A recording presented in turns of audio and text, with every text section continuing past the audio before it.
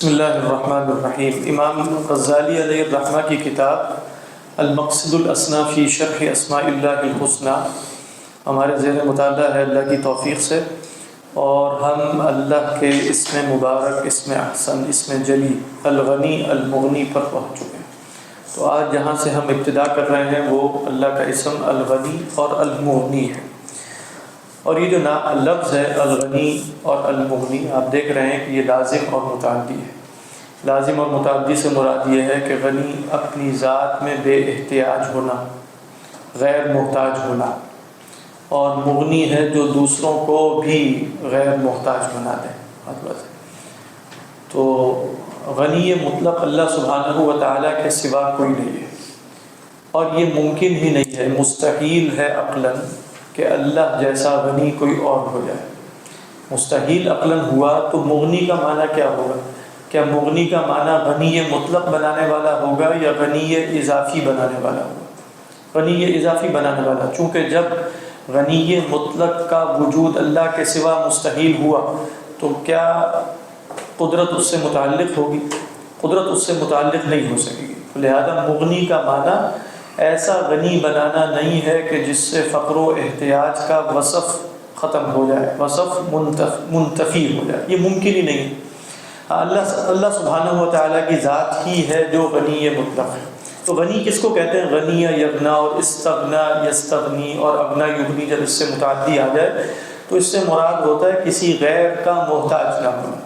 یعنی اگر آپ کہیں استغنا عن فلان، استغنا ای صار غنیا عن فلان، کہ بھئی فلاں شخص فلاں آدمی کی طرف کوئی صفت احتیاج نہیں رکھتا، صفت فقر نہیں رکھتا۔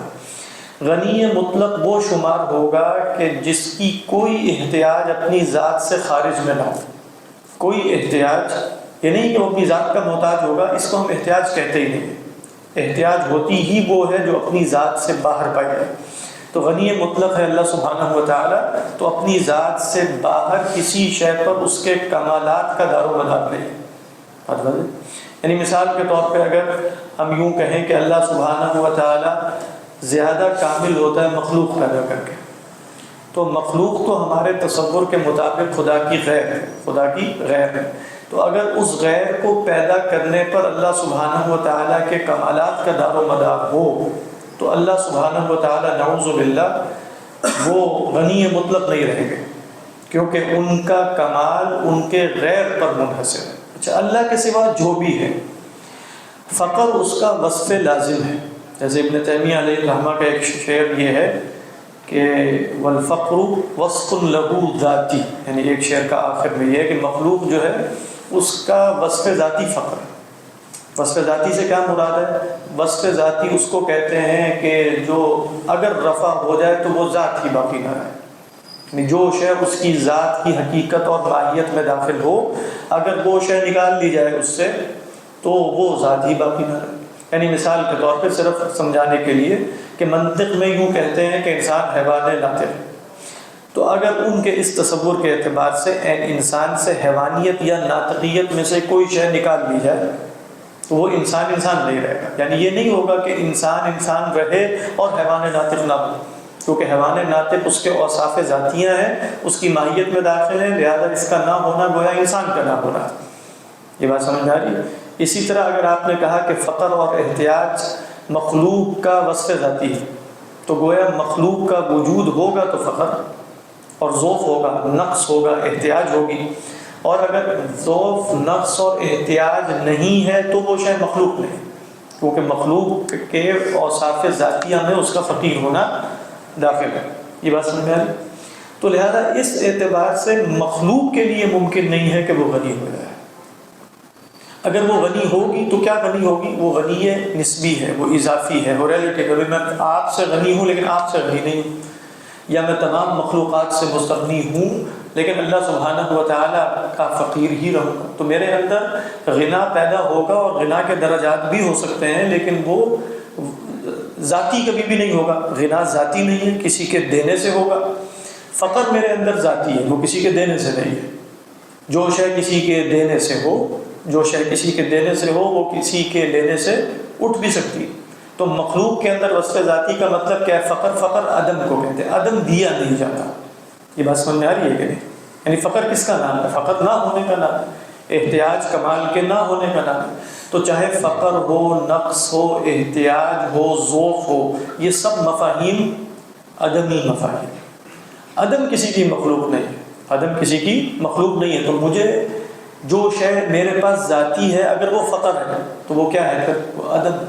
اس کا مطلب ہے وجود بھی اگر کمال ہے تو وہ میرا ذاتی نہیں ہے، اگر علم بھی کمال ہے تو وہ میرا ذاتی نہیں ہے۔ تو میرے پاس ذاتی شے اگر فقر ہے، اور فقر جو ہے وہ برابر ہے عدم کے، تو میرے پاس ذاتی عدم ہے۔ لا صحیح بات واضح ہے۔ یہ کوئی فلسفیانہ یا ایسی باتیں نہیں ہیں یا صوفیانہ، یہ حقیقت ہے، یعنی ایسے ہے۔ قرآن میں ہمیں یہی بتایا کہ واللہ الغنی الغنی، آپ دیکھیں واللہ الغنی وانتم الفقراء، یہ نہیں کہا کہ واللہ غنی وانتم فقراء۔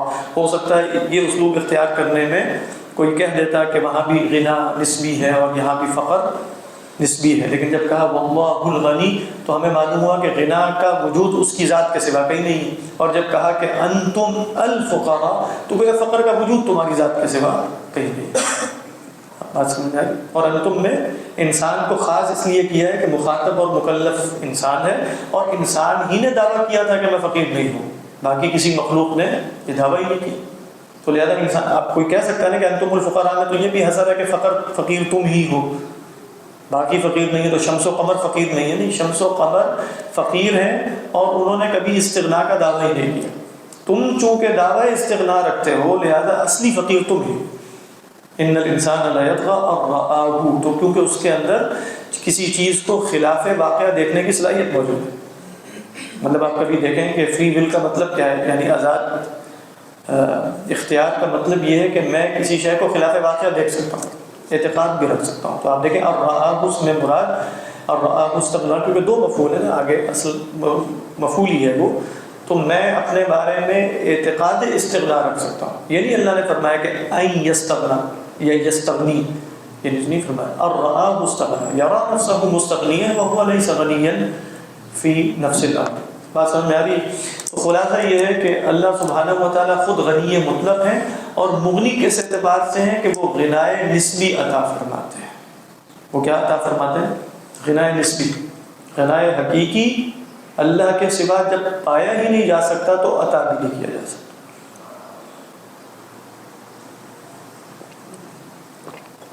اور آپ دیکھیں جیسے پہلے بھی میں نے عرض کیا تھا کہ بہت سے مسائل کا حل انسان کے لیے یہ ہے کہ وہ اپنا یہ ذوق پہچان لے۔ حقیقی قوت یہ نہیں ہے، یہ جو لوگ ہیں جو اپنے آپ کو کہتے ہیں کہ ہم انسان کو کیا کہتے ہیں، جو بھی ہیومن ڈیولپمنٹ والے، اور کیا نام بولا جاتا ہے ان کا انگریزی میں کچھ ہے، ہوگا نا نام، یہ جو لوگ آج کل بہت ہوتے ہیں کہ انسان کے اندر بڑا کچھ ہے اور انسان کو اپنی صلاحیتیں پہچاننی چاہیے اور انسان یہ کرے، انسان کو کرے، ہے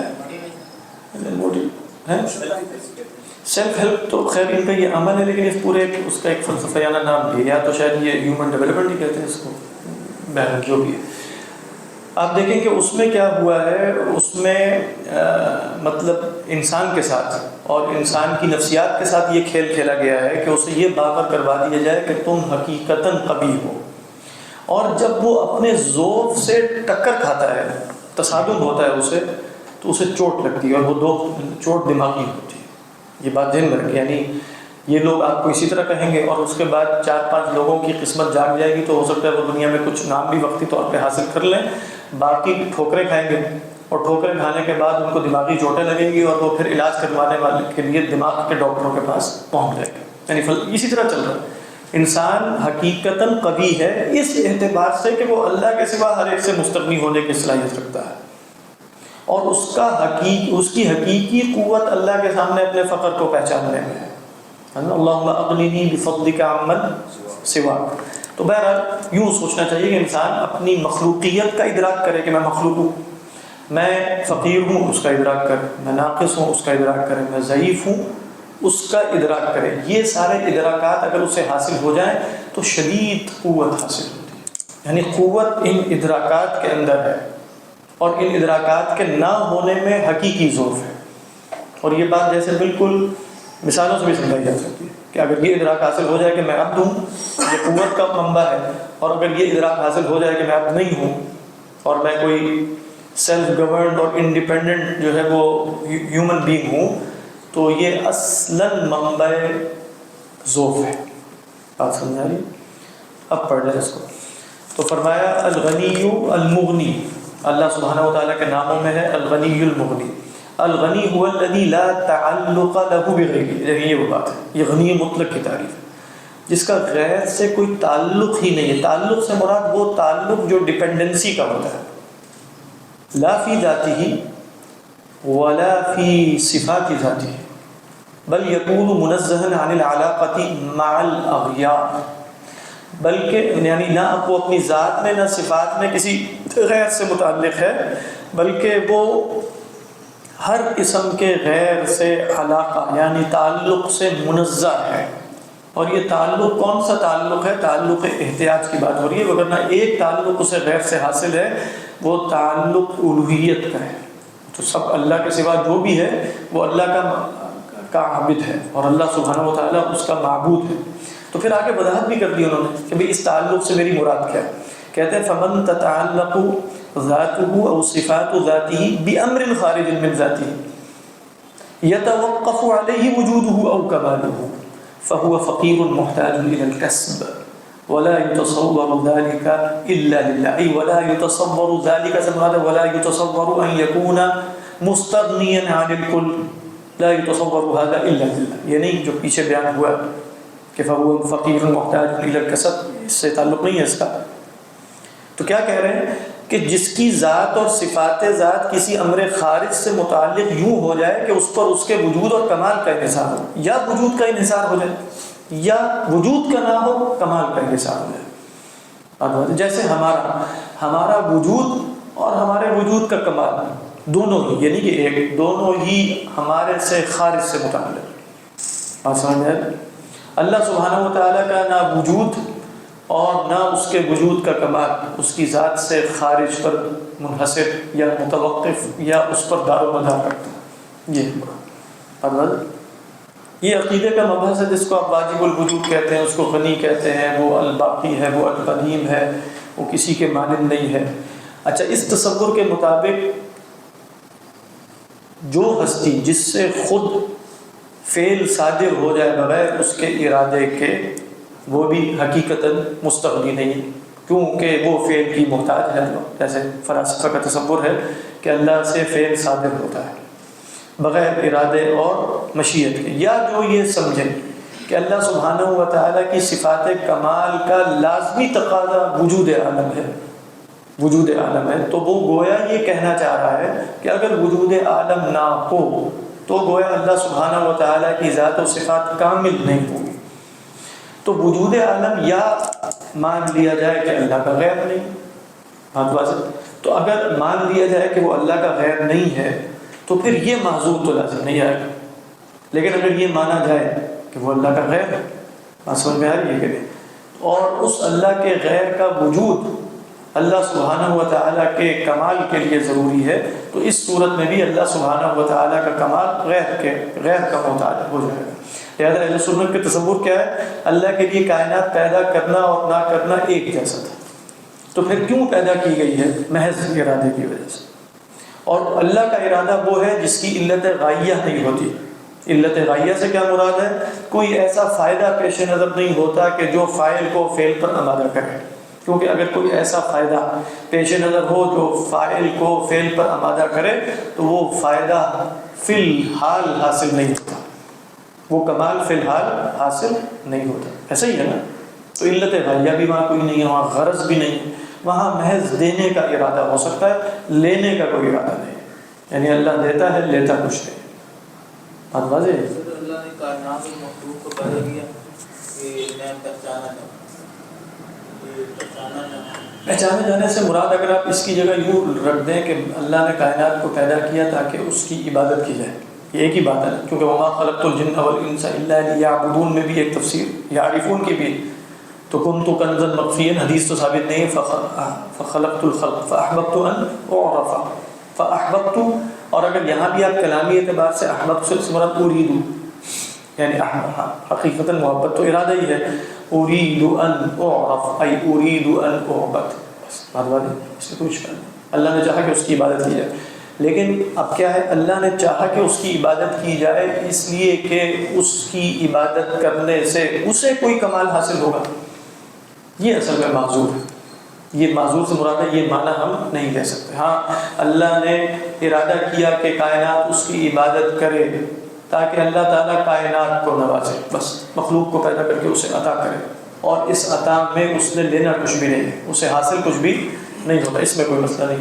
لہٰذا یہ والا معنی بھی صحیح طرف لوٹایا جا سکتا ہے, اگرچہ حدیث ثابت نہیں ہے لیکن اس کو جیسے وما خلقت الجن والانس الا لیعبدون کے تحت سمجھا جا سکتا ہے, کیونکہ لیعبدون میں اول شے کیا ہے, معرفت. تو احببت ان اعرف فخلقت الخلق.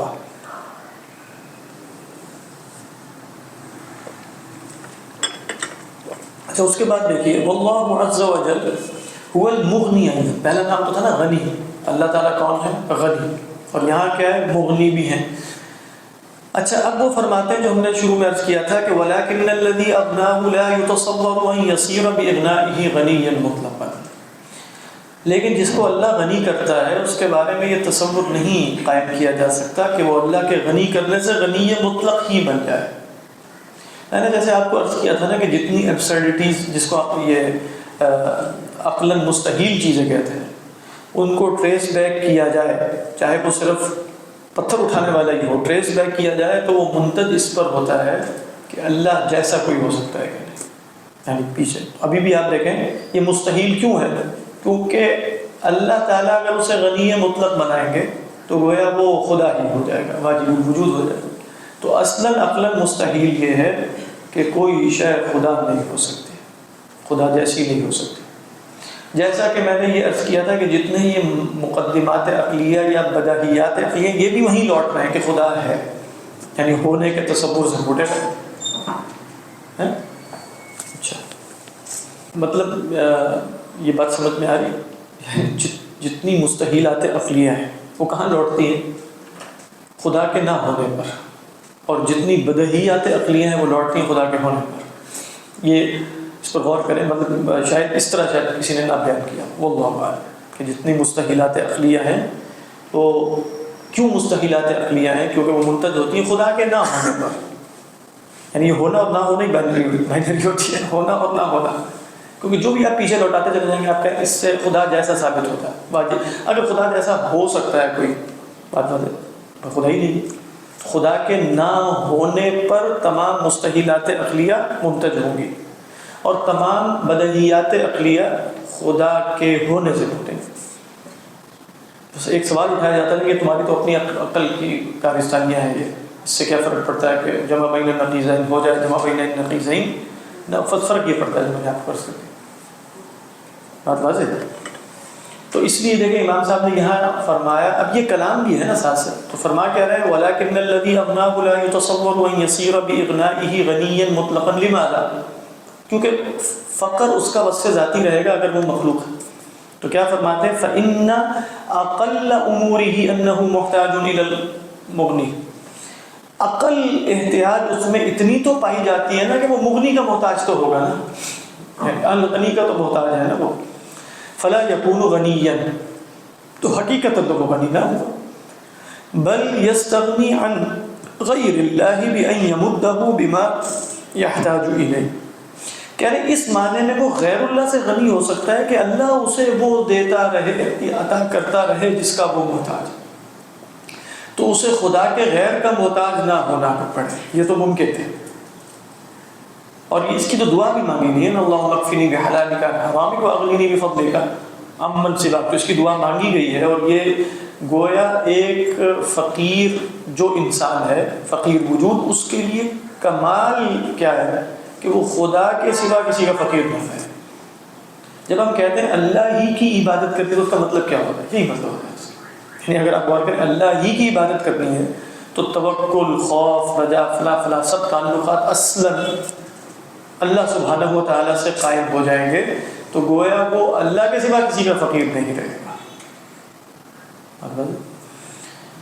تو فرماتے یہ نہیں ہو سکتا کہ لا بأن یقطع عنہ اصل الحاجتی, یہ ممکن نہیں ہے کہ اللہ تعالیٰ اس سے اصل حاجت ہی مقطوع کر دے, وہ محتاج ہی نہ رہے, یہ نہیں ہو سکتا. ٹھیک ہے. والغنی الحقیقی هو الذی لا حاجۃ له الی احد اصلا.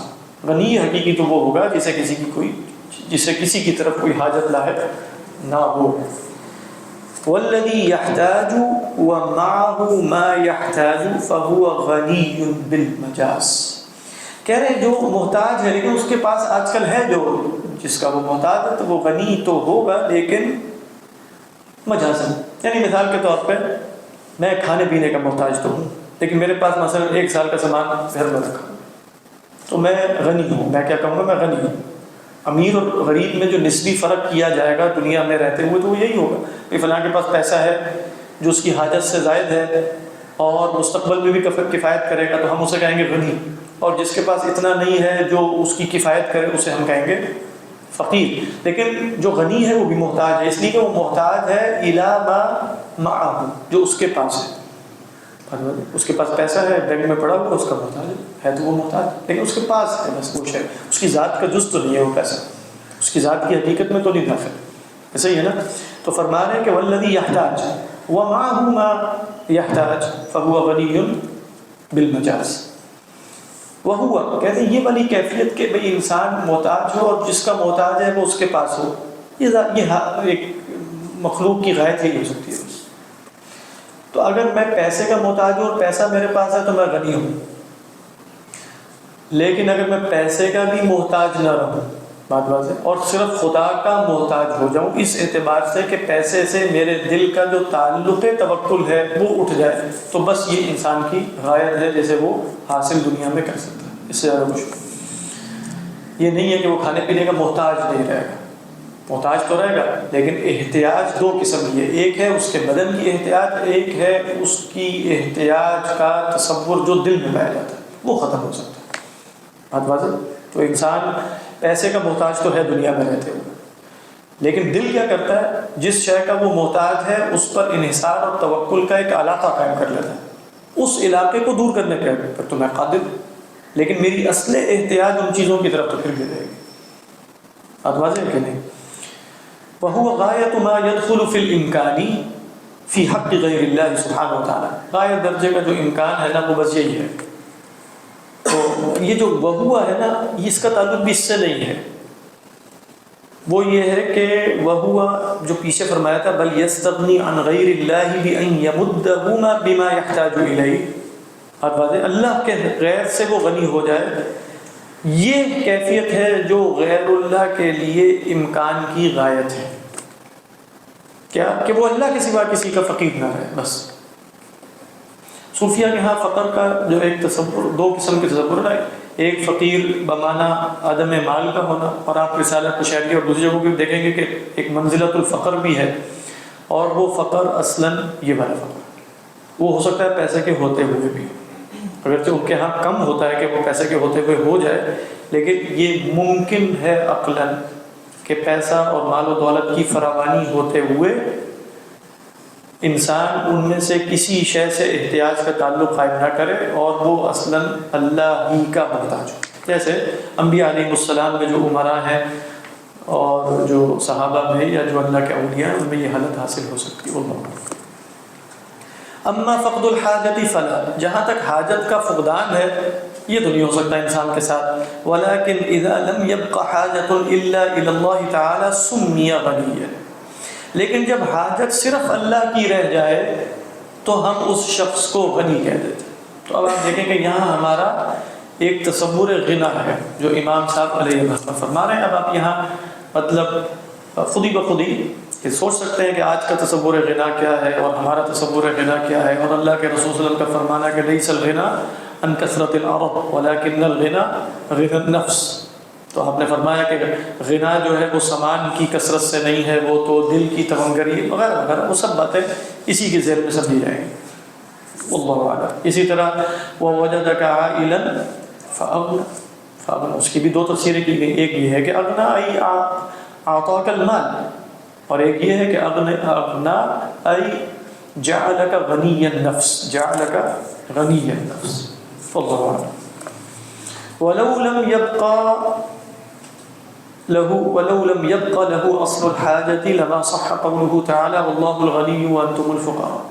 کہہ رہے ہیں اگر انسان کو اصل حاجت ہی باقی نہ رہے اور وہ فقیر ہی نہ رہے تو اللہ کا یہ قول نعوذ باللہ غلط ثابت ہو جائے کہ واللہ الغنی وانتم الفقراء. یعنی یہاں جیسے سبھی دلیل سے انہوں نے استدلال کر لیا. فرماتے ہیں وَلَوْلَا أَنَّهُ يُتَصَوَّرُ أَن يَسْتَغْنِيَ عَن كُلِّ شَيْءٍ سِوَى اللَّهِ عَزَّ وَجَلَّ لَمَا صَحَّ لِلَّهِ تَعَالَى وَصْفُ الْمُغْنِي.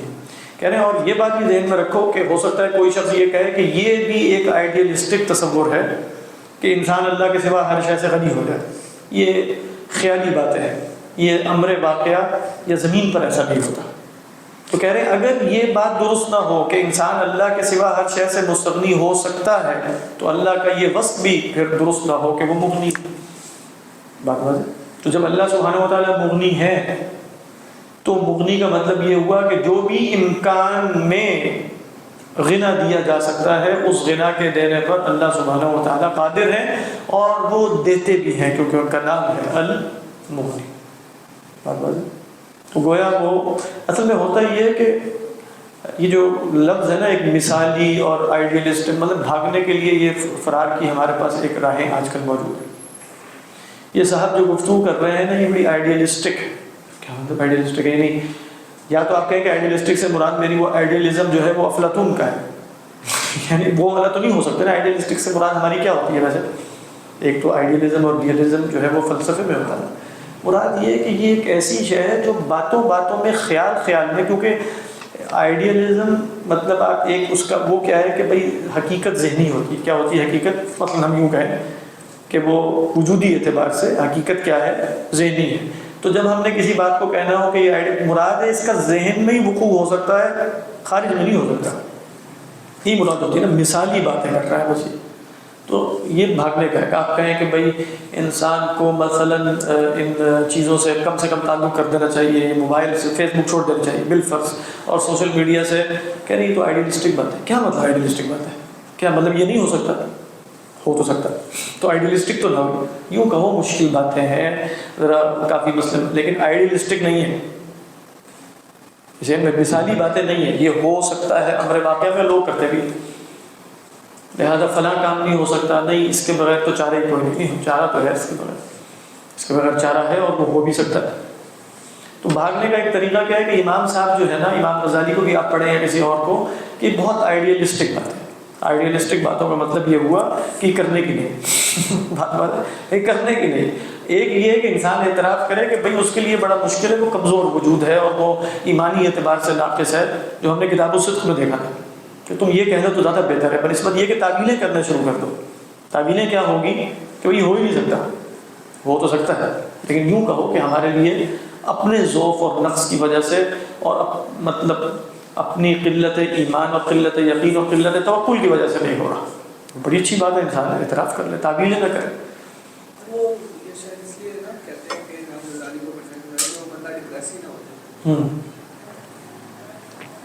ہو سکتا ڈپریشن میں جا سکتا, جو عمل کے لیے پڑھے وہ جا سکتا ہے,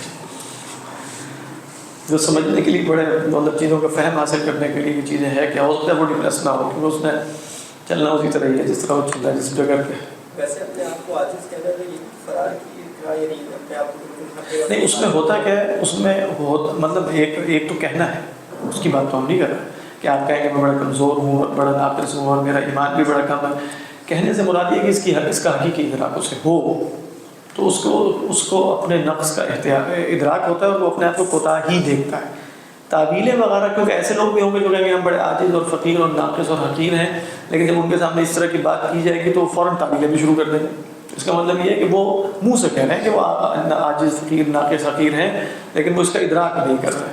تو ادراک مراد ہے. اور ظاہری بات ہے صوفیہ جب یہ کہتے ہیں تو اس سے مراد قول نہیں ہوتا, اس سے مراد حقیقتاً ادراک ہی ہوتا. ادراک ہو جائے تو اس لیے ساتھ یہ بھی بتا رہے ہیں یہ ممکن ہے فی نفسی ہی, ویسے یعنی یہ شاید فی نفسی ہی ممکن ہے. اور دونوں جگہ انہوں نے سمعی دلیل دی, عقل بھی دلیل دی جا سکتی ہے. اور سمعی دلیل کیا ہے کہ اللہ کا نام ہے مغنی, تو اللہ سبحانہ و تعالیٰ کا جب نام ہے مغنی تو یہ بات متصور ہے کہ ایسا شخص ہو جو اللہ کے سوا کسی کا محتاج نہ ہو. تو حدیث میں بھی آ گیا وہ اغنی بفضل کا من سوا, یہ بھی اگر وہ کوٹ کر دیتے تو جیسے بالکل واضح طور پہ معلوم ہو جاتا ہے کہ بھئی اپنے فضل سے اپنے سوا ہر ایک سے غنی کر دے. تو جب یہ دعا مانگی جا رہی ہے اور عام مسلمان کو سکھائی جا رہی ہے تو یہ آئیڈیلسٹک بات تو نہ ہوئی, یہ تو ہونے کی بات ہوئی. اللہ اعلم.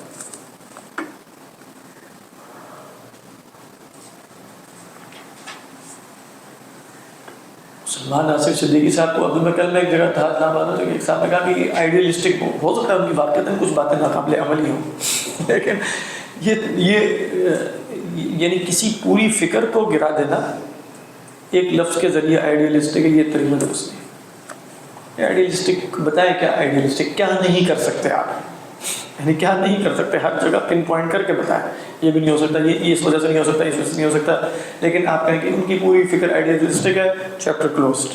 اور اس کے بعد اپنے اسی طرح کی روزمرہ کی جو اسکیم ہے اسی میں انسان مبتلا رہے, کیونکہ وہ آئیڈیلسٹک ہے, لہذا جو زندگی چل رہی ہے وہ چلتی رہے. مطلب یہ بھی ایک نفس کا دھوکہ ہے نا, یا تو اس طرح کی پرفیکشن حاصل ہو جائے یا کچھ بھی حاصل نہ ہو. تو لہذا چونکہ پرفیکشن جو ہے وہ ایک آئیڈیلسٹک ہے, اگر وہ پرفیکشن ہے وہ ایک آئیڈیلسٹک تصور ہے جو حاصل نہیں ہو سکتا, تو لہذا زندگی میں تبدیلی کی کوئی ضرورت نہیں. یہ دھوکہ ہے کہ نہیں؟ واضح طور پہ ایک دھوکہ ہے جو انسان اپنے نفس کو دے گا. کیونکہ مثال کے طور پہ آپ کہیں میں تو کاروبار نہیں کرتا نا نیٹ پہ بیٹھ کے کوئی, اچھا اب مجھ سے کہا جائے کوئی آ کے کہ تم سوشل میڈیا چھوڑ دو, میں نے تو کچھ نہیں کرنا وہاں بیٹھ کے, سیدھی سی بات ہے, نہ کاروبار ہے نہ میں نے کوئی وہ. اب میں دلیل آگے سے کہہ دیتا ہوں اگر لوگ اس کو چھوڑ دیں تو ان کا کاروبار کیسے چلے گا؟ بھائی تمہارا اس سے کیا تعلق, تمہارا تو کاروبار نہیں وہاں چل رہا نا. اب یہ وہی بات ہے نا, بھائی یوں کہنا چاہیے کہ کوڑا گھر کے باہر پڑا ہوا, کوڑا جو ہے وہ گھر کے باہر پڑا ہوا, تو اب چونکہ گھر کے باہر سے کوڑا رخصت نہیں ہو سکتا کیونکہ وہ رہے گا, تو لہٰذا گھر کے اندر بھی اٹھا کے ڈالنا شروع کر دینا چاہیے. مطلب یہی از ایکول ٹو یہی بات ہے کہ چونکہ کوڑا سامنے سے ہم نہیں اٹھا کے ختم کر سکتے گھر کے باہر سے, لہٰذا اس کا تقاضا یہ ہے کہ گھر کے جب تک گھر کے باہر سے رخصت نہیں ہو گھر کے اندر بھی موجود رہے. مطلب یہ ویسے ہے تو یہ ایکولی بات لگ رہی ہے. میں نے ایک بہت عرصے پہلے ایسے ذہن میں آئی, یہاں جب ہم رہتے تھے, کوئی آج سے 20 سال پہلے کی بات ہے, تو یہاں ایک دکان ہوتی تھی دوائیوں کی, اس پہ ہم لیتے, اس نے لگایا ہوا تھا یہ سب کچھ, مطلب وہ ٹی وی پہ کچھ چل رہا تھا. میں نے اس سے کہا کہ بھائی یہ نہیں اس کو بند کر دو. اس نے کہا کہ باہر جو خواتین چل رہی ہیں ان کو بھی تو روکو. اب آپ دیکھ رہے ہیں یہ دلیل یہ وہی دیکھ. پھر میں نے اس کو یہ مثال دی, دیکھو اگر باہر کوڑا پڑا ہو تو تم لا کے اپنی دکان میں رکھ لو گے, کہ کہو کہ چونکہ باہر کوڑا پڑا ہے تو یہاں بھی ہونا چاہیے. اب یہ فرار کی رائے ہے, تو نفس اس طرح کے دلائل دے کر سمجھتا یہ ہے کہ اس نے جیسے اگلے بندے کو چت کر دیا, اور وہ کیا بات ہے, وہ آئیڈیلسٹک تصور ہے, لہٰذا بند. یہ سب نفس کے دھوکے ہیں.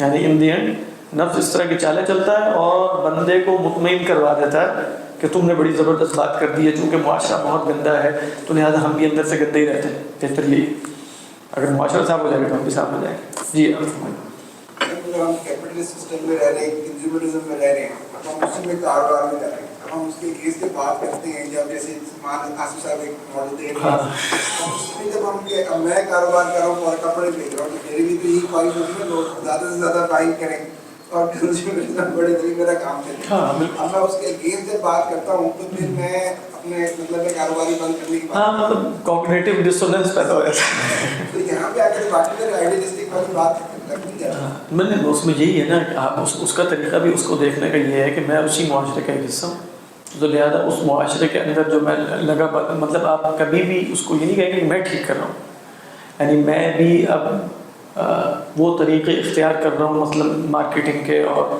فلاں کے, جو اصلاً شاید کسی پیمانے پر درست ثابت نہ ہو سکے, لیکن اب سروائیول کے لیے مجھے کچھ کرنا پڑے گا بس.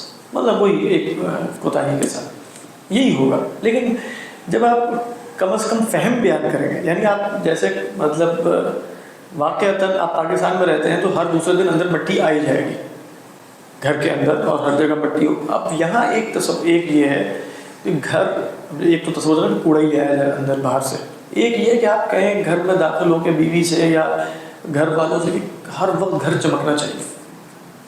بات ہے, یعنی روزانہ ہی وہاں تپڑی بھی لگ رہی ہو, روزانہ ہی وہاں جو ہے وہ پتہ نہیں صابن بھی لگایا جا رہا ہو, اور یہ بالکل دوسری ایک انتہا ہے. یہ دوسری انتہا ہے. آپ کہیں کہ واقعتاً چونکہ ہم ایک ایسے معاشرے میں رہتے ہیں, باہر گاڑیاں گزرتی ہیں, مٹی اڑتی ہے, دھواں آتا ہے, یہ وہ, تو گھر کے اندر ایک منیمم لیول جو ہے وہ ڈسٹ کا وہ تو برقرار رہے گا ہر صورت میں. اس کو آپ قبول کریں گے. یہ نہیں کہ وہ ڈسٹ ہونی بہت اچھی بات ہے، لیکن وہ اس وجہ سے کہ وہ مطلب واقعتاً آپ کی مجبوری. اور دوسری یہ شے کہ آپ باہر سے کوڑا اٹھا کے گھر میں ڈالنا شروع کر دیں، یہ واقعتاً مجبوری بالکل نہیں ہے. اس طرح بیلنس ہوگا. اللہ اعلم.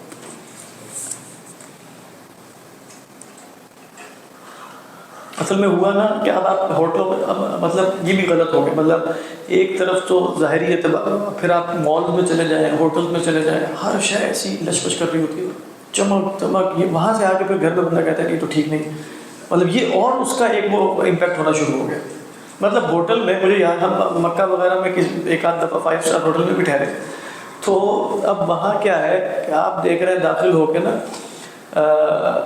جو باتھ روم وغیرہ ہے اس میں ہر شے بڑی پرفیکٹ پڑی ہوئی ہے، اتنے وہ بھی پڑے ہوئے ہیں، شیمپو اور صابن اور ہر شے چمک رہی. وہاں اگر کوئی، مجھے خود مطلب کوئی ہے یاد ہے اوپر سے نیچے ہوئی ہوئی ہے، ٹوٹی ہوئی ہے، تو فوراً فون کر کے ٹھیک کروا کے ہوتا ہے نا ایسے کہ تو گھر میں ہمارا سارا ایسے ہی چل رہا. لیکن جب انسان اس طرح کی جگہوں کو بار بار وزٹ کرتا رہے نا، مطلب مالس کو اور ہوٹل یہ جو اس طرح کی، تو اس کے ہاں ایک اور عجیب و غریب تصور پیدا ہونا شروع ہو جاتا ہے کہ چیز حقیقت زندگی. جیسے آپ کہیں کہ باہر کچھ نوجوان بیچارے وہ شادی کے لیے تو وہ تصویریں تو یہ دیکھ رہے ہیں جو باہر لگی ہوئی ہیں، جو ہو سکتا ہے اور وہ اداکار ہیں اور فلانا اور ڈھمکانا، وہ سمجھے کہ یہی اصل ہوتی ہے. وہ ایک پھر آئیڈیل تصور بنا، وہ واقعتاً ایک آئیڈیلزم ہے جو امر واقعہ میں حقیقتاً نہیں ہوتا. تو ایک طرف یہ اس طرح کا آئیڈیلزم، ایک آئیڈیلسٹک جو واقعتاً سب انسان نہیں کر سکتے، وہ ہے کہ ہر کچھ جگہوں کا ایسا لش پش اور چمکدار اور مطلب انسان جو ہے وہ، اور وہ پھر اس ماڈل کو اپنے گھر میں شفٹ کرنے کے لیے پھر اپنی بیوی سے لڑائی شروع کر دیتا ہے. ہوتا ہے اس طرح. وہ سمجھ رہا ہے کہ اس کی بیوی بڑی کوتا ہے، وہ ٹھیک گھر صاف نہیں. اس وجہ یہ ہے کہ جس جگہ وہ جاب کرتا ہے نا، وہ ایک ایسی ہائی فائی جگہ ہے جہاں ہر وقت جو ہے وہ صفائی ستھرائی میں ہوتی رہتی ہے. وہ دماغ میں اس کے بیٹھے چلا جا رہا ہے، وہ آ کر اس نگاہ سے سب چیزوں کو دیکھنا شروع کرتا ہے. سمجھ میں آ رہی؟ تو یہ اسی طرح معاملات یہاں چل رہے ہیں اس وقت دنیا میں.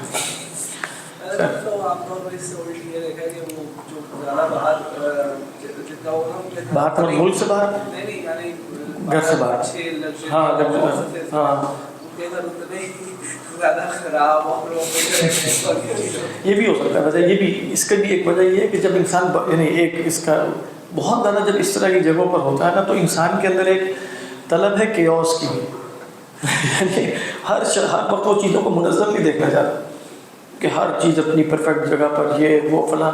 ہو سکتا ہے اس کا ایک نیگیٹو اثر بھی ہو کہ وہ گھر آ کر پر اپنی ایک چیز پر پھینک رہا ہے تاکہ وہاں وہ جو غصہ نہیں نکال سکتا، وہاں جو لگا بندہ نظام ہے، تو اس نظام سے بغاوت کا ایک جذبہ بھی پیدا ہوتا ہے. یہ بھی بالکل ٹھیک ہے. یعنی ہر نفس میں جیسے ایک خاص کنڈیشن سے ہو سکتا ہے الگ الگ قسم کے اثرات اور نتائج پیدا ہو رہے ہیں. اللہ اعلم. لیکن خلاصہ کیا ہے، یہ بہت اہم بات تھی کہ یہ متصور ہے، اور متصور نہیں ہے صرف، امر واقعہ بھی ہے، کیونکہ اس کی دعا مانگی گئی ہے. اور اگر دعا مانگی گئی ہے تو اس کا مطلب یہ ہے کہ اللہ سبحانہ وتعالیٰ نے سکھائی ہے، اللہ تعالیٰ یہ شے عطا فرماتا ہے. بہرحال اچھا، اب آپ دیکھیں اللہ تعالیٰ المغنی ہے، غنی بھی کرتا ہے تو مانے بھی تو ہے. یعنی اگلا جو اسم ہے وہ اس کے موافق ہے کہ کیا فرمایا، اللہ یبسط الرزق لمن یشاء ویقدر. یعنی جس طرح رزق میں کشادگی بھی عطا فرما دیتا ہے، اسی طرح وہ رزق تنگی بھی کر دیتا ہے. جس طرح وہ اسباب راحت عطا فرماتا ہے، وہ عطائیں دیتا ہے، اس طرح کچھ لوگوں سے روک بھی لیتا ہے. اللہم لا مانع لما اعطیت ولا معطی لما منعت. تو اس کا مطلب ہے کہ عطا کے مقابلے میں رسول اللہ صلی اللہ علیہ وسلم نے منع کا لفظ یوز کیا تھا. اللہم لا مانع لما اعطیت ولا معطی لما منعت. تو وہ دیتا بھی ہے، وہ نہیں بھی دیتا. یہ بھی بہت ضروری ہے. یعنی اللہ سبحانہ و تعالیٰ سے تعلق میں اگر صرف یہی تصور غالب رہے کہ اللہ سے مانگے تو بس وہ دیتا ہے، اور اللہ مغنی ہے، اور یہ کرو گے تو ایسا غنا حاصل ہو جائے گا، اور یہ وظیفہ پڑھ لو گے تو کبھی جو ہے وہ بھوکے نہیں سو گے، اور یہ وظیفہ پڑھ لو گے تو جیسے چھپر پھاڑ کے جو ہے وہ رزق نازل ہونا شروع ہو جائے گا. تو یہاں جیسے اللہ کی ایک صفت تو پیش نظر رہی ہے، لیکن دوسری صفت پیش نظر نہیں. ان یمسسک اللہ بضر فلا کاشف له الا هو ان یمسسک بخیر. دونوں ہی ہیں. فلا راد لفضله، تو وہ خیر بھی پہنچا دیتا ہے، وہ شر بھی پہنچا دیتا ہے. وہ اسباب راحت عطا بھی فرما دیتا ہے، وہ کئی دفعہ اسباب راحت عطا نہیں فرماتا، تو وہ مانے بھی ہے اور موتی بھی. تو اللہ کا اس میں گرامی مان ہے. یہ منافی کو نہیں ہوگا نا اس کے غنی کرنے، یعنی جو بنائے کی ہے اس کے منافی کو مانے، اس کے منافی نہیں، اس کے منافی نہیں، لیکن اس بات کے منافی ہو سکتا ہے کہ انسان کے پاس اتنا نہ ہو کہ وہ کفایت کرے اس لیکن وہ غنی کی سب نفس کا ہے. یعنی ایک ہے کہ دیکھیں، ایک غنائے مجازی کی تعریف انہوں نے کی تھی کہ ان اکون محتاجا وان یکون معی ما احتاج الیہ، یہ ہو سکتا ہے نہ ہو. یعنی جو غنائے مجازی ہے، وہ غنائے مجازی کیا ہے کہ میں محتاج ہوں لیکن میں جن جن چیزوں کا محتاج ہوں وہ میرے پاس حاضر ہے، یہ ہو سکتا ہے نہ ہو. یعنی وہ غنا صرف غنائے نفس ہی رہتا ہے بس، اور جن چیزوں کا میں حقیقتاً محتاج ہوں واقعتاً حاصل نہیں ہو رہی، یہ ممکن ہے. اس اعتبار سے غنائے مجازی کے اعتبار سے جس کی تعریف انہوں نے یہاں کی تھی، اس اعتبار سے اللہ مانے بھی دیتا ہے. اللہ عالم. تو کیا فرماتے ہیں؟ اچھا، یہاں جو ماننے سے مراد وہ لے رہے ہیں نا، وہ اس حدیث کی روشنی میں نہیں لے رہے جو میں نے ابھی وضاحت کی ہے کہ مغنی ہے تو غنائے مجازی عطا کرتا ہے اور غنائے مجازی نہیں بھی دیتا. وَأَنَّهُ هُوَ أَغْنَى وَأَقْنَى. اقنا کا ایک معنی افقر کا بھی ہے، ایک معنی اگر سے دو تفسیریں کی گئی تو وَهُوَ الَّذِي يُغْنِي وَهُوَ الَّذِي يُفْقِرُ، تو مغنی بھی ہے معنی بھی ہے. تو مغنی میں ہم یہ مراد دے سکتے ہیں ایک معنی کے اعتبار سے غنائے مجازی دیتا ہے، اور معنی میں ہم کیا مراد دے سکتے ہیں کہ اللہ سبحانہ و تعالیٰ غنائے مجازی عطا نہیں فرماتے، فقیر کر دیتے ہیں. فقیر سے کیا مراد ہے؟ الذی محتاج ولیس معہ ما یحتاج الیہ. یہ فقیر کی ڈیفینیشن ہوئی اور غنی کی ڈیفینیشن. یہ کہہ رہے ہیں نہیں، معنی سے مراد ہے اللہ حفاظت فرماتا ہے، یہ بھی درست ہے. یعنی مثال کے طور پہ میرے بدن کو برباد کرنے والی اشیاء ہر وقت موجود ہیں. من الذی یمنعها عنی، ٹھیک ہے. اسی طرح میرے دین کو برباد، دو ہی انسان کے دو وجود ہیں، بدنی اور دینی. ایک اعتبار سے تو بدن کو تباہ کرنے والے اسباب بھی موجود ہیں، دین کو تباہ کرنے والے فتنے بھی موجود ہیں. مضلات الفتن ہے، جیسے کہ حدیث میں شبہات ہیں، شہوات ہیں. ان دونوں سے حفاظت کا سامان کون فراہم کرتا ہے؟ من الذی یمنع اسباب الفساد اور اسباب الہلاک. مجھ سے اسباب فساد اور اسباب ہلاک کون دور کرتا ہے؟ یہ بھی منع یمنع کے مفہوم میں داخل ہے، روکنا. اس کو موانع کہتے ہیں. یعنی اللہ سبحانہ و تعالیٰ صحت عطا فرماتے ہیں، صحت کے موانع کو دور فرماتے ہیں. یعنی جو صحت کو روکنے والی چیزیں ان کو دفع کون کرتا ہے، منع کون کرتا ہے؟ اللہ سبحانہ و تعالیٰ. اللہ تعالیٰ ایمان عطا فرماتے ہیں اور ایمان کے جو موانع ہیں ان کو انسان سے دور فرماتے ہیں. اس کو ہم توفیق کہتے ہیں، اور دوسرے کو ہم کیا کہتے ہیں؟ خذلان. تو ہم نے دیکھا بھی تھا کہ جن میں توفیق اور خذلان کا تصور. یہ امام صاحب اس معنی، لیکن پہلا معنی بھی بالکل قوی ہے اور علماء نے وہ معنی بھی، اور وہ حدیث میں جیسے آپ بھی لا مانع لما اعطیت ولا معطی لما منعت.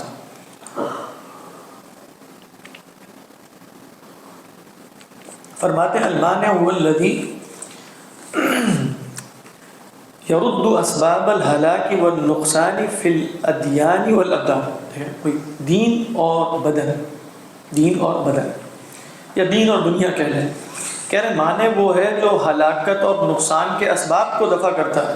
وہ ہلاکت کہاں واقع ہوتی ہے؟ فی الادیان والابدان. کیسے دور کرتا ہے؟ بما یخلقہ من الاسباب المعدۃ للحفظ، کہ اللہ تعالیٰ ایسے اسباب پیدا کرتا ہے جو معدہ تیار کیے گئے ہیں حفاظت کرنے کے لیے. تو اللہ سبحانہ و تعالیٰ کے جو اسم حفیظ ہے اصلاً وہی اسم معنی ہے، لیکن وہ ایک اعتبار سے ہے، یہ کون اعتبار سے کیسے فرق؟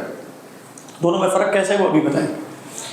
وقد سبق معنی الحفیظ، تو فرماتے ہیں حفیظ کا معنی تو پہلے بھی گزر چکا نا. وَكُلُّ حِفْظٍ فَمِنْ ضَرُورَتِهِ مَنْعٌ وَدَفْعٌ. بات ہے، یعنی حفظ اس جہت سے ہے کہ جس سے اسباب کو دور کیا جا رہا ہے اس کی حفاظت مقصود ہے، اور معنی اس جہت سے ہے کہ اسباب ہلاکت کو دور کیا جا رہا ہے. کیسے؟ کہتے ہیں جو بھی حفظ ہوگا اس کا تقاضا یہ نہیں ہے کہ وہاں منع اور دفع بھی ہو، ہر حفظ میں منع اور دفع بھی. یعنی اللہ یحفظنا، تو کیا مطلب ہے اس کا؟ اللہ یدفع عنا اسباب الہلاک. تو کل حفظ فمن ضرورته منع و دفع. اصل میں لیکن یہ کون سا مفہوم ہے؟ اس کو لغت میں کیا کہتے ہیں؟ لزوم، یعنی دلالت لزومی ہے. لیکن یہ لزومی مطلب وہ دلالت ہے جو حتمی ہے، لازمی ہے، قطعی ہے، کہ کل حفظ فلا يتصور الحفظ الا بمنع اسباب الہلاک والفساد. فمن فہم معنی الحفیظ فہم معنی المانع. کہہ رہے ہیں جس نے حفظ کا حفیظ کا معنی سمجھ لیا وہ مانع کا معنی بھی سمجھ لے گا. والمنع اضافۃ الی السبب المہلک والحفظ اضافۃ الی المحروس عن الہلاک. اچھا پھر ان میں فرق کیا ہے؟ اگر حفیظ اور مانع ایک دوسرے کو لازم و ملزوم ہے تو کہتے ہیں منع اضافت ہے، اس کی نسبت ہے سبب مہلک کی طرف، کہ آپ سبب مہلک کو دفع کرنے کے اعتبار سے مانے ہیں، اور جس کی حفاظت مقصود ہے اس کے اعتبار سے کون ہے؟ حفیظ. بات واضح ہو گئی؟ تو فرماتے ہیں والمنع اضافۃ الی السبب المہلک والحفظ اضافۃ الی المحروس، کہ جس کی حفاظت مقصود ہے عن الہلاک، ہلاکت سے. محروس کہتے ہیں جس کی حفاظت کی گئی، حرس یحرس سے. بات واضح ہے؟ وہو مقصود المنع وغایتہ. تو دونوں میں حقیقتاً مقصود کیا ہوتا ہے؟ حفظ مقصود ہے. تو جب ہم کہتے ہیں کہ دفع الضرر اولا من جلب المصلحہ، یا جو بھی اس میں بھی اسی وجہ سے کہ مصلحت کے وجود کے لیے بھی دفع ضرر ضروری. دفع ضرر فی نفسی ہی مقصود نہیں ہوتا. بات واضح؟ یعنی مثال کے طور پہ دفع مرض اس لیے مقصود ہے کہ بس دفع مرض یا صحت کے لیے مقصود ہے، صحت کے لیے. تو جو دفع ہے، جو ضرر دور کرنا ہے، اس کی غایت خارج، اس کی غایت اس دفع سے الگ ہوتی ہے. نہیں سمجھ آ رہی؟ مثال کے طور پہ پھل ہے، درخت ہے، تو درخت سے آپ اسباب ہلاک دور کرتے ہیں.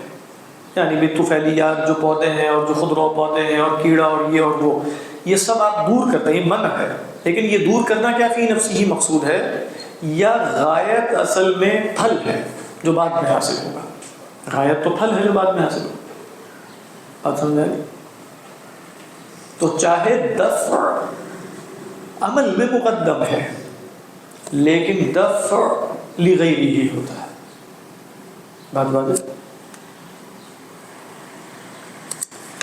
تو کہتے ہیں وہو مقصود المنع وغایتہ. تو لہذا یہ جو دفع ہے یہ مقصود ہے منع کا اور اس کی غایت ہے. اذ المنع یراد للحفظ، کیونکہ جو منع ہے نا وہ مراد ہی حفظ کے لیے. والحفظ لا یراد للمنع، اور حفاظت کرنا منع کے لیے نہیں ہوتا. بات سمجھ میں آ رہی ہے نا؟ یعنی مقصود اب یوں ہے مقصود ذاتی حفظ ہے، مقصود لغیرہ ہی منع ہے. تو منع یراد للحفظ، اور جو مقصود ذاتی ہی ہے اگر وہ کسی اور کے لیے مراد ہو جائے تو مقصود ذاتی ہی نہیں ہوگا. تو منع حفظ کے لیے، حفظ منع کے لیے نہیں ہے کہ ہم نے حفاظت اس لیے کرنی ہے کہ اسباب ہلاک دور کر سکیں. نہیں، اسباب ہلاک اس لیے دور کرنے ہیں کہ حفاظت کر سکیں. سمپل سی بات ہے، لیکن یہ کچھ جگہوں پر شریعت کے فہم میں نفع بھی دیتی ہے. یعنی اس طریقے پر انسان کا ذہن اگر اسباب اور نتائج کے اعتبار، یعنی آپ یوں کہیں مقاصد اور وسائل کے اعتبار سے واضح ہو. کئی دفعہ نہیں ہوتا نا، دین میں بھی کچھ مقاصد ہیں، کچھ وسائل ہوتے ہیں. کئی دفعہ ہم وسائل کے ساتھ مقاصد والا معاملہ کرتے ہیں اور مقاصد کے ساتھ وسائل والا معاملہ کرتے ہیں، اور اس وجہ سے دین میں ساری ترجیحات بدل جاتی ہیں. یہ اس لیے سمجھا رہے ہوتے ہیں کہ ذہن میں کلیئرٹی ہونی چاہیے، کیا شے مقصود لذاتی ہی ہے، کیا شے مقصود لغیری ہے. بات بات. اچھا جی، فکل حافظ مانع ولیس کل مانع حافظ. بات بات. ہر حافظ تو مانع ہے لیکن ہر مانع ضروری نہیں حافظ ہو. یعنی ہو سکتا ہے وہ 10 اسباب ہلاک کو دفع کر دے، 14 کو نہ کر سکتے. لیکن حافظ اگر ہوگا اور وہ حفظ کر لے بالفعل تو وہ ہر سبب ہلاکت کو دور کر چکا ہوگا. لیکن معنی کے اندر چونکہ حفظ شامل نہیں ہے معنی کے اعتبار سے، تو ضروری نہیں ہے کہ معنی حافظ بھی ہو. الا اذا کان. اب دیکھیں وہ کیوں کہہ رہے ہیں، اس لیے کہ وہ کہہ رہے ہیں ایک اسباب ہلاکت کو بھی آپ نے دور کر دیا تو معنی تو ہو گئے. الا یہ کہ آپ سب کو دور کر دیں تو پھر آپ حافظ بھی ہو جائیں. یہی ہوا نا. تو کیا فرماتے ہیں، الا اذا کان مانعا مطلقا لجميع اسباب الهلاك والنقص حتی یحصل الحفظ من ضرورتی.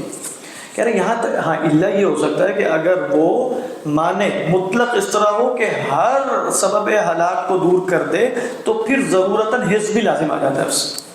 لیکن محض منع سے حفظ لازم نہیں آتا, لیکن حفظ سے تو منع لازم آ گیا. بات واضح ہے. امام صاحب علیہ الرحمہ کو آپ اگر پڑھیں, امام غزالی کو, تو آپ کو یہ بات جیسے بہت محسوس ہوتی ہے, چاہے وہ تصوف میں لکھ رہے ہیں, چاہے وہ آپ ان کی کتاب مشکات الانوار پڑھ جا کے جو اصل میں صوفیانہ کتاب ہے, یا آپ یہ کتاب پڑھیں, یا العلوم پڑھیں, یا الاقتصاد فی الاعتقاد ان کی عقیدے میں پڑھیں, کوئی بھی کتاب پڑھیں, معیار العمل پڑھیں, معیار العمل بھی پڑھیں, اور معیار العلم منطق پہ ہے. ہر جگہ آپ کو ایک شے نظر آئے گی کہ چیزوں میں التباس نہیں رہنے دیتے, یعنی بالکل الگ الگ کر کے, کیونکہ جو التباس ہے اور پھر دھوکہ ہے, اور پھر اس دھوکے سے آپ کہیں سوء فہم ہے, وہ سب اجمال سے پیدا ہوتا ہے. چیزوں کو الگ الگ دیکھنے کی صلاحیت نہ رکھنا. تو کچھ اصطلاحات ہوتی ہیں ہم بولتے ہیں اور وہ مضمون معنی میں استعمال ہوتی ہیں, لیکن کبھی ہم نے کھولا نہیں ہوتا ان کو, تو ہمیں پتہ چلے کہ اس کے اندر یہ بھی ہو سکتا ہے, یہ بھی ہو سکتا ہے. یہ آپ کا لفظ اختلاف ہے. امام صاحب ایسے تو نہیں کہا جیسے ہمارے یہاں اختلاف اچھی بات نہیں ہے, اتفاق, وہ بتائیں گے اختلاف یہ بھی ہو سکتا ہے, یہ بھی ہو سکتا ہے, یہ بھی ہو سکتا ہے, یہ بھی ہو سکتا ہے, یہ مضمون ہے, یہ مضمون نہیں ہے, یہ محمود ہے, یہ محمود ہے, تقسیم ہوگی نا پوری. تو جب وہ تو اجمال میں تلبیس ہوتی ہے, تفصیل میں توضیح ہوتی ہے دلیلوں پہ. یعنی اجمال میں اگر تلبیس ہے تو تفصیل میں توضیح ہے. اور علم یعنی اگر کوئی صاحب علم ہے تو اسے قادر ہونا چاہیے کہ وہ اجمال میں تفصیل پیدا کر سکے, وگرنہ اصطلاحات رہ جاتی ہیں. بس ایک اصطلاح بولی, دوسری بولی, تیسری بولی, چوتھی بولی, اور اگلا بندہ بس اس سے پریشان ہو جاتا ہے کہ اصطلاحات اتنی آتی ہے. مطلب آپ کوئی علمی روب جمانا ہو نا تو اصطلاحات بولتے چلے جائیں, انگریزی کی ہوں, اردو کی ہوں, عربی کی ہوں, اور وہ آپ دیکھے چلے جا رہے ہیں کیا بات ہے. لیکن بھائی کھولو نا اس کو, اس طرح کھولو, بتاؤ. علم بھی ایک مبہم لفظ ہے, اختلاف بھی مبہم ہے, اور فلاں بھی مبہم ہے. یہ ان چیزوں سے کچھ نہیں ہوتا. خیر, یہ میں ایک چیز کی ایڈورٹیزمنٹ کرنی ہے, اس کے لیے کر رہا تھا. الظاہر النافع, مارکیٹنگ. اللہ سبحانہ و تعالیٰ کا جو اگلا ایک اسم ہے اس کا وہ ہے الظاہر النافع. دیکھیں مطلب معنی ہے تو مغنی اور معنی دونوں میں انہوں نے مثبت معنی لیے نا. امام صاحب علیہ الرحمہ نے مغنی میں بھی غنا دینے والا, اور معنی میں بھی اسباب ہلاک دور کرنے والا. ضرر کون ہو جاتا ہے؟ ابھی تک تو بات ظاہر کون ہے, ظاہر کون, نافع کون, وہ بھی اللہ. اور یہ قرآن مجید کے بنیادی مضامین میں سے ہے کہ اللہ تعالیٰ جہاں بھی مشرکین مکہ یا پرانے انبیاء اپنی اپنی قوموں کو خطاب کرتے ہیں تو ان سے پوچھتے ہیں کہ تمہارے معبود نفع اور ضرر پر قادر ہیں کہ افتعبدون من دون اللہ ما لا ينفعکم ولا یضرکم اف لکم. تو گویا معبود ہونے کا لازمی تقاضا یہ ہے کہ وہ نفع بھی دے سکے, وہ تکلیف بھی دینے پر قادر. بات واضح ہے. تو ہمارا جو تصور معبود ہے یا تصور الہ ہے وہ محض نافع کا نہیں ہے. بات ذہن میں رکھیں, اس کے اندر وہ ارادہ مطلقہ ہے, وہاں کوئی علت غائیہ نہیں ہے. وہ جو چاہے کر سکتا ہے, اور اس کے کرنے سے حکمتیں خود بخود ظاہر ہوتی ہیں.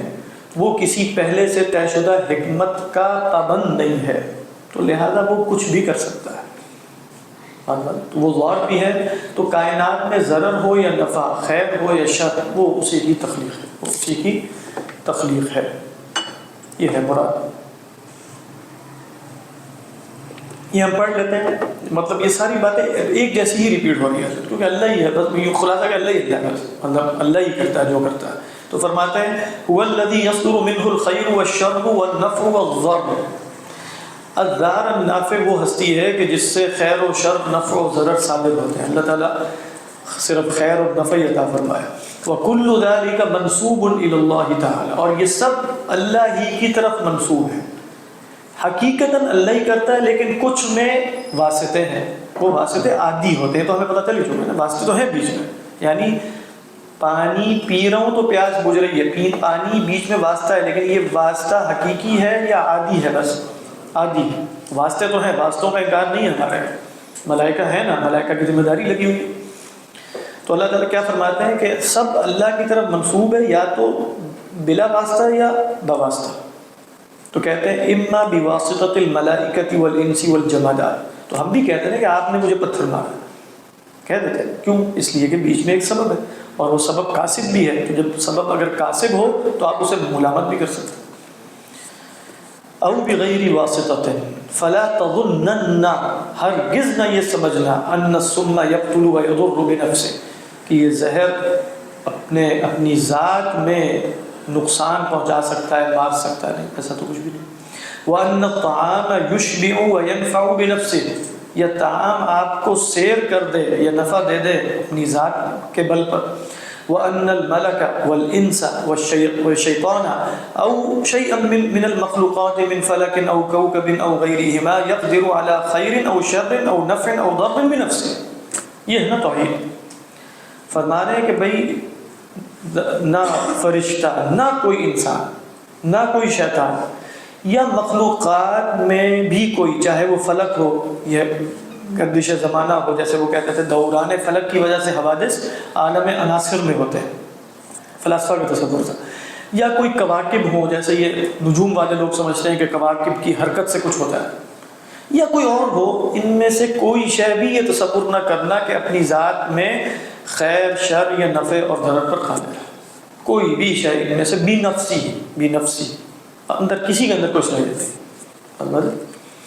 بل کل ذلك اسباب مسخرہ لا يصدر منها الا ما سخرت له، یہ سب اسباب مسخرہ ہیں، ان سے وہی صادر ہوتا ہے جس کے لیے یہ مسخر کیے گئے ہیں، بس اس کے سوا کچھ بھی نہیں. اب وہ مثال دیتے ہیں، کہتے ہیں اس کی مثال میں تمہیں ایک عام آدمی کے اعتقاد کی مثال دیتا ہوں. عام آدمی اگر بادشاہ ہے اور وہ سائن کرتا ہے تو عام آدمی کیا قلم کی طرف نسبت کرتا ہے کہ قلم کے ہلنے سے اس کے قتل کا فیصلہ ہو گیا، یا وہ کہے گا کہ نہیں کاتب جو بادشاہ ہے اس نے فیصلہ کیا؟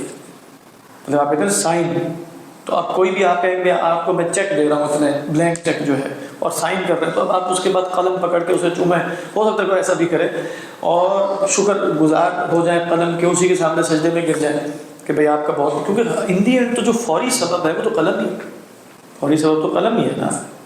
یعنی آپ دیکھیں اسباب کی دنیا میں یہ چیک ہے، اس پر جو چیز ہلی ہے جس کی وجہ سے وہ سائن ہوئے ہیں اور مجھے اتنے پیسے مل گئے ہیں، وہ کیا ہے؟ فوری سبب کا. یہ ہاتھ بھی ہلا ہے لیکن اصل سبب کیا ہے؟ فوری سبب قلم کیا ہے.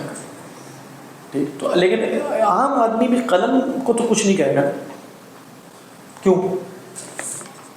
تو کہہ رہے ہیں عام آدمی بھی جیسے قلم، اب وہ فرما رہے ہیں وَجُمْلَةُ ذَلِكَ بِالْإِضَافَةِ إِلَى الْقُدْرَةِ الْأَزَلِيَّةِ كَالْقَلَمِ، کہہ رہے ہیں ان سب چیزوں کی اضافت قدرت ازلیہ کی طرف ایسی ہے جیسا کہ قلم. بِالْإِضَافَةِ إِلَى الْكَاتِبِ فِي اعْتِقَادِ الْعَامِّ، ابھی وہ بتائیں گے میں نے اعتقاد عامی کیوں کہا ہے خاص.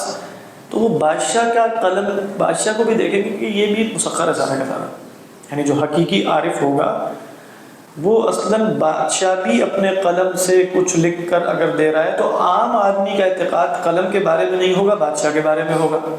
اور جو خواص ہوں گے ان کا اعتقاد بادشاہ کے بارے میں بھی نہیں ہوگا، وہ تو قدرت ازلیہ ہی کو پیش نظر رکھیں گے. بادشاہ بھی ان کے ہاں بالکل اسی مانند ہے جس طرح بادشاہ کے ہاتھ میں قلم ہے.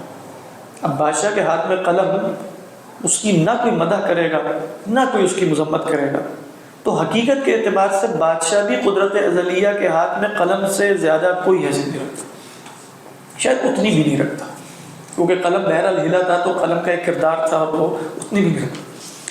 تو یہ فرما رہے ہیں کالقلم بالاضافۃ الی الکاتب، جیسا کہ قلم کی اضافت کاتب کی طرف ہے، فی اعتقاد العامی، تو پوری کائنات کی اضافت قدرت ازلیہ کی طرف ایسی ہی ہے جیسا کہ عامی کے اعتقاد میں قلم کی اضافت کاتب کی طرف. آج سمجھ میں آ رہی ہے. وَكَمَا أَنَّ السُّلْطَانَ إِذَا وَقَّعَ کہتے ہیں سائن کرنا. ٹھیک، تو سلطان جو ہے اگر وہ جیسے دستخط کرے بِكَرَامَةٍ أَوْ عُقُوبَةٍ، کسی کو نوازنے یا کسی کو سزا دینے کے لیے، لَمْ يَرَ ضَرَرَ ذَلِكَ وَلَا نَفْعَهُ مِنَ الْقَلَمِ، تو عامی بھی کبھی ضرر اس کا یا نفع قلم سے تو نہیں دیکھے گا. بات واضح ہے؟ قلم سے دیکھے نہیں دیکھے. بل من الذی القلم مسخر له، بل من الذی القلم مسخر له، بلکہ اس کی طرف نسبت کرے گا جس کے لیے قلم مسخر ہے. وہ کون ہے؟ وہ تو بادشاہ خود ہے. فَكَذَلِكَ سَائِرُ الْوَسَائِطِ وَالْأَسْبَابِ، اسی طرح سارے واسطے اور بیچ میں جو اسباب ہیں وہ ایسے ہی ہیں بس. اچھا وَإِنَّمَا قُلْنَا فِي اعْتِقَادِ الْعَامِّ، اب ان سے پوچھا جائے گا کہ اچھا پھر آپ نے اعتقاد عامی کیوں کہا تھا اوپر؟ کہتے ہیں انما قلنا فی اعتقاد العامی لأن الجاہل هو الذي يرى القلم مسخرا للكاتب، کیونکہ اصل میں جاہل ہوتا ہے جو یہ سمجھتا ہے کہ قلم کاتب کے لیے مسخر ہے. جو عارف ہے وہ کیا کرتا ہے؟ یعنی جاہل اور عامی یہاں ایک معنی میں، جاہل اور عامی ایک معنی. اچھا جو عارف ہے والعارف يعلم انه مسخر في يده لله، وہ یہ جانتا ہے کہ قلم کاتب کے ہاتھ میں بھی اللہ ہی کے لیے مسخر ہے. اچھا صرف وہ نہیں، سبحانہ وتعالی وهو الذی، اللہ ہی وہ ہے، الکاتب مسخر له، کاتب بھی اسی کے لیے مسخر. یہ سمجھ میں آ رہی ہے یہ بات؟ اچھا آپ کہیں کیسے؟ سمجھ نہیں آ رہا ہے، بتائیے. ایک تو صوفیانہ ہے نا، آپ بتائیں کہ یہ حقیقت چاہیے. ایک تو کلامی اعتبار سے بتائیے، اور وہ کلامی اعتبار سے بتاتا ہے. فَإِنَّهُ مَهْمَا خَلَقَ الْكَاتِبَ، اچھا آپ مان لیں کاتب بھی اسے نے پیدا کیا.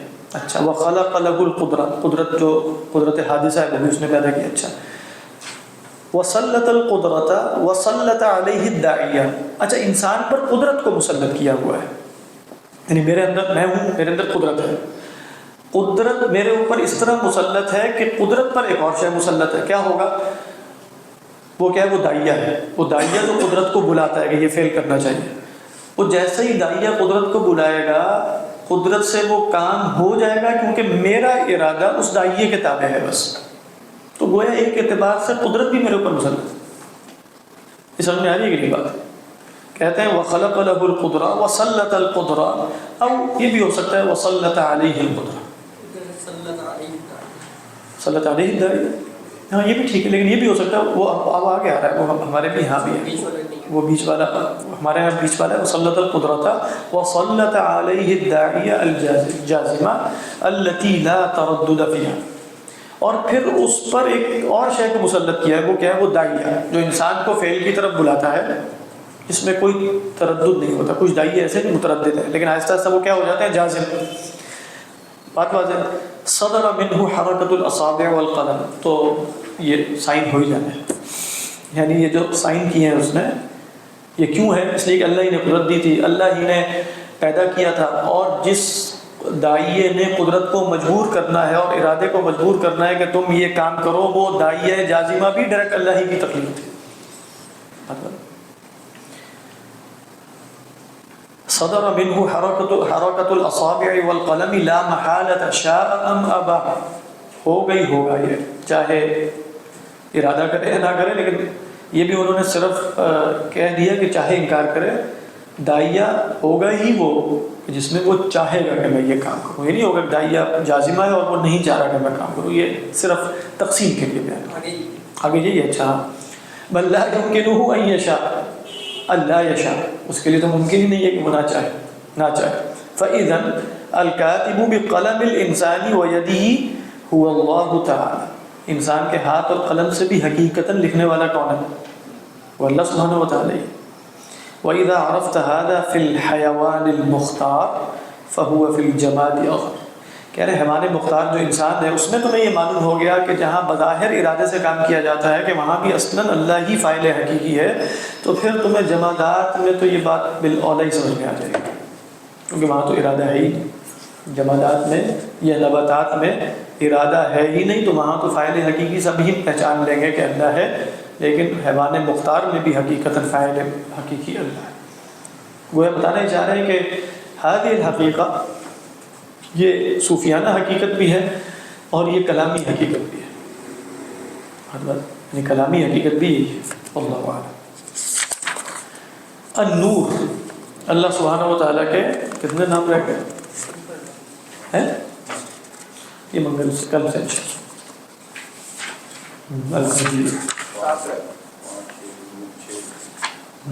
اچھا ہے.